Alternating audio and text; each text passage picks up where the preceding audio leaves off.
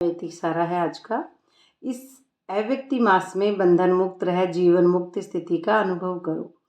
तो ये अव्यक्ति मास जो जनवरी फरवरी मार्च को बोल रहे हैं, ये लिमिटेड माइंड तक, जब तक हमारी बुद्धि इस मायावी दुनिया को सच समझती है तो ये मास भी माने जा रहे हैं अलग से। लेकिन जब हम उपराम स्थिति में इंद्रियों से परे चले जाते हैं, हमारी बुद्धि मानवीय हदों से पार चली जाती है, तो हमारा सदा एक रस ही रहता है। उसमें ये मास दिन ऐसे नहीं है कि ये अव्यक्त है या ये सिंपल है, उसमें एक रस अवस्था है, सत्युगी बादशाही वो अवस्था है, वो जीवन मुक्ति की अवस्था है। तो मेजॉरिटी बच्चों ने अभी लोहे की जंजीरें तो काट ली है, लेकिन बहुत महीन जो बारीक जंजीरें हैं और रॉयल धागे अभी भी बंधे हुए हैं।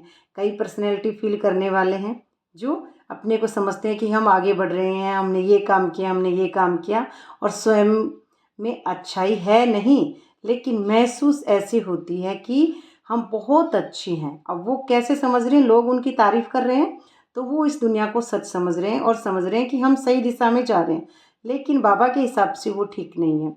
हम बहुत आगे बढ़ रहे हैं। अब क्या सोच रहे हैं, हम बहुत आगे बढ़ रहे हैं। जीवन बंध के धागे मेजॉरिटी में हैं।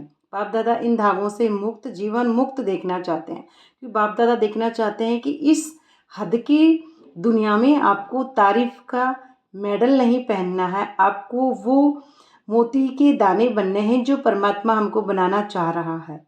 जो हमारी इंद्रियों से पार जो बुद्धि है वो वहाँ जानी चाहिए। जो बाबा की परम स्थिति, जो आपकी चैतन्य शक्ति है वो जागनी चाहिए। यहाँ पे हमको इस दुनिया का कुछ भी फिजिकल अगर अच्छा लग रहा है तो उसके अंदर गड़बड़ है।